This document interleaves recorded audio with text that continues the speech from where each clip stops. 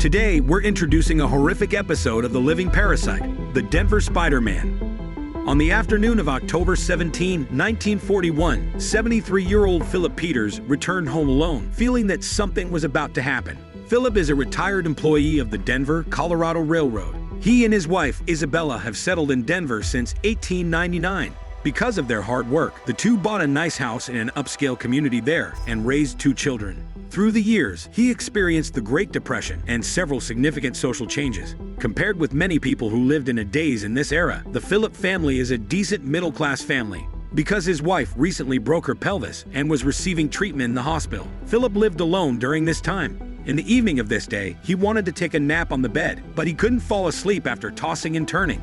Just as he was trying to calm himself down, he suddenly heard the sound of someone turning things in the kitchen. Philip got up and went to check, but as soon as he walked to the door of the kitchen, he got terrified.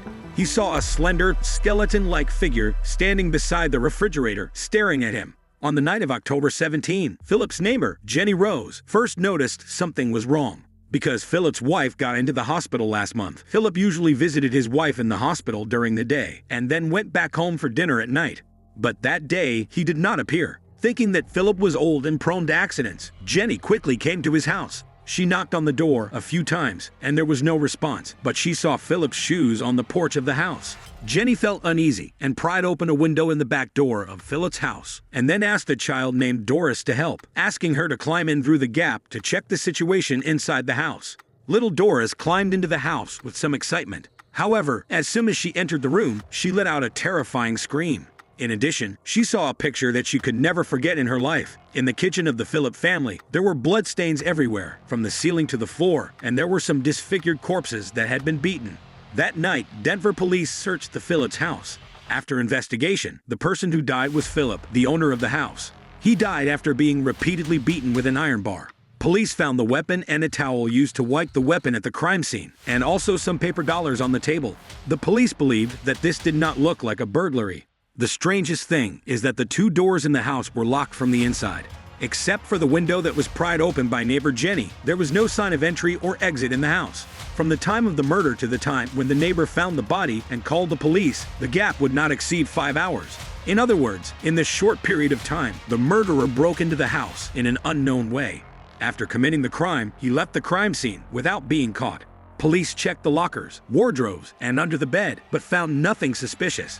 There is no basement in the house. They find a small door leading to the attic, but the entrance is only the size of 3 cigar boxes, and people can't climb into it at all. This basically ruled out the possibility that the murderer continued to hide in the house. After checking all night, they ended up with nothing.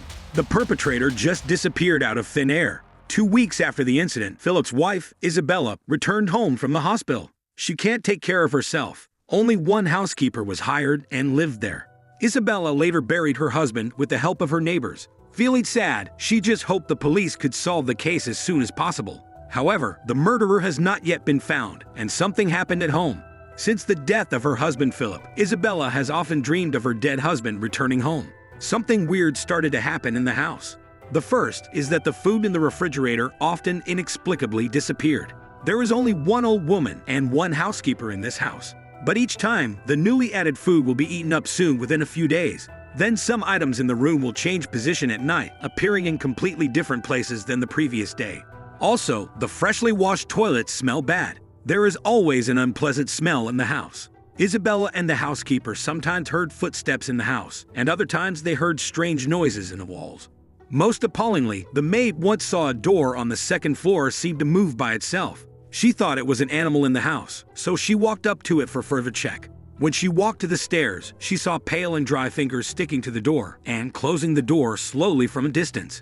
Isabella had lived in this house for most of her life and had never encountered such a strange thing. They searched the inside and outside of the house, but couldn't find what went wrong.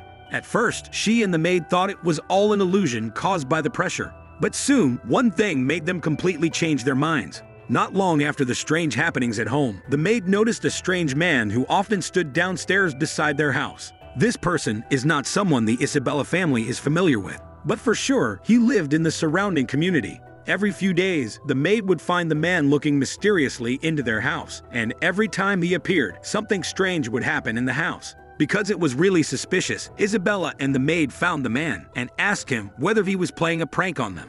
Unexpectedly, the neighbor told the two that he had observed the house many times because he saw a terrifying man's head showing up before the second-floor window of Isabella's house. In January 1942, the cold winds in Denver kept the temperature below freezing.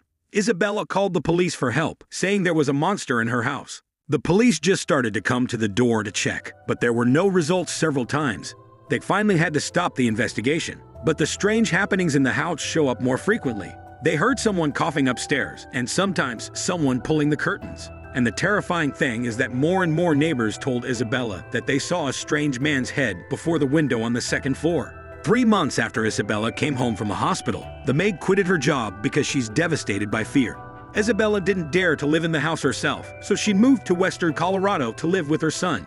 Meanwhile, the story of the Isabella family being haunted has spread all over the city. No one dared to rent their house. The house has been left vacant since then. In July 1942, more than half a year after Philip's death, 2 Denver detectives stood near Isabella's house, staring intently at the house's windows. Since Isabella moved out, many residents had reported to the police what they found in the Philip family's house. Some of them saw the lights dimly lit up in the empty house, while some saw a figure shaking there. Denver police sent 2 detectives to reopen an investigation into the house. However, because the police have checked the house many times before, but have found nothing, the 2 detectives simply waited outside the house to see what was going to happen to the house. Both of them did not take it seriously at first, but on the 3rd day, they found that the window curtain suddenly moved on the second floor, and then they saw half the face of a person quietly looking out the window. There really was something in the house, and the 2 detectives immediately broke into the house to check. They didn't see anyone on the 1st floor, so they quickly went up to the 2nd floor. They walked into a room on the 2nd floor, following a slight sound of the door closing. They saw 2 thin legs hanging from a hole in the ceiling and trying to climb up. The detective grabbed one of the legs and pulled it down hard. Only a strange cry was heard, and a person with an extremely thin body and deformed limbs was dragged out to the ground. Being so weak, the weirdo passed out when he was dragged to the floor. After inspection, the police found that the opening he had climbed into was a small movable door for storage. The small door is only the size of 3 humidors, less than 0.2 square meters. The inside is about the size of a coffin, with some expired canned food, a homemade radio, an electrical outlet, and a bare light bulb. Several plastic bags on the floor were filled with excrement and were giving off a sickening stench. Police in Denver had searched the house many times and saw the small door every time, but never went up to check it. They had no idea that someone could get stuck in such a small space to live. After waking up, the weirdo admitted that all the strange things in the house were caused by himself, and he confessed to the murder of the house owner, Philip, in October 1941. He also explained the cause of all the things he did. The weirdo's name was Theodore Connis, and he was born in Illinois in 1882. He grew to be extra thin and small since he was a child and suffered from a rare respiratory disease at a very young age. The doctor told his family that he could not live longer than his 18th birthday.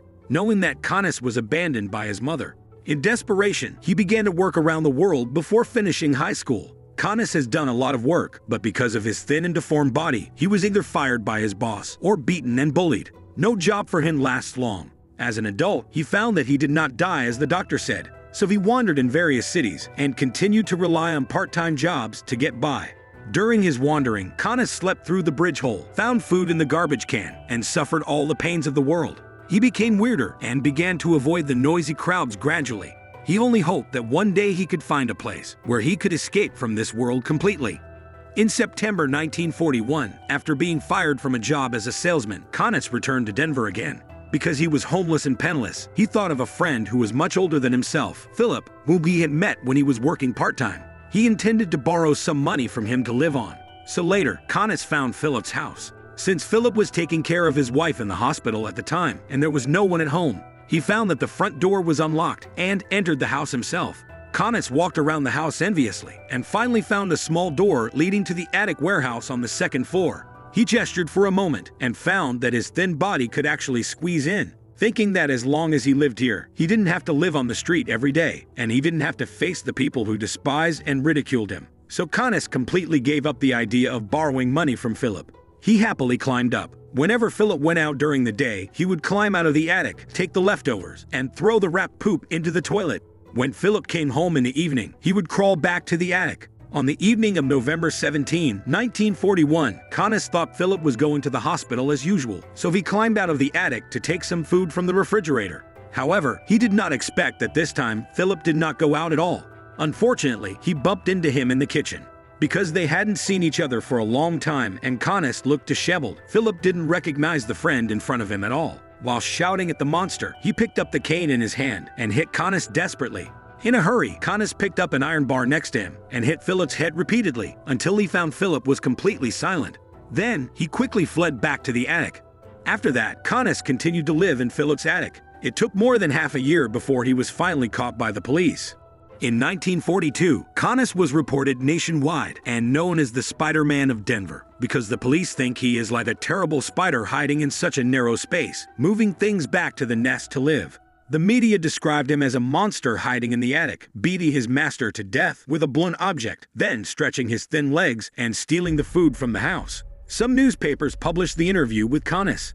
In the interview, he said that the attic of Philip's house was cold and very small. He could only curl up and sleep inside. But as someone who has never had a home, he finally has a safe haven of his own. He thinks it's all worth it. Connors said he didn't want to kill Philip because Philip was one of the few people who really treated him well in his hard times. But seeing that the only place to live is going to be taken away, he can't care about anything but to kill Philip. Connors also explained that the reason why he risked being discovered and occasionally looked out from the window was because he wanted to see the postman delivering the letter. Because as long as it did, he could imagine that one of the letters was addressed to himself. But as long as he saw people passing by on the street, he would hide in the attic in disgust. In November 1942, Connors was sentenced to life imprisonment for the murder of Philip Peters. And somewhat ironically, such a sentence is not a punishment for him, but perhaps the greatest reward he has ever received in his life. After going to jail, Connors never got into trouble. He got a job as a librarian in prison a few years later. There, he was no longer worried about food and drink, and he could easily avoid the noisy crowds that made him upset, and happily took care of books every day. Connors died in the prison hospital on May 16, 1967. For the rest of his life, he felt that his heart had never been so satisfied. This is Horror Mysteries. Enjoy and subscribe to know more mysteries around the world.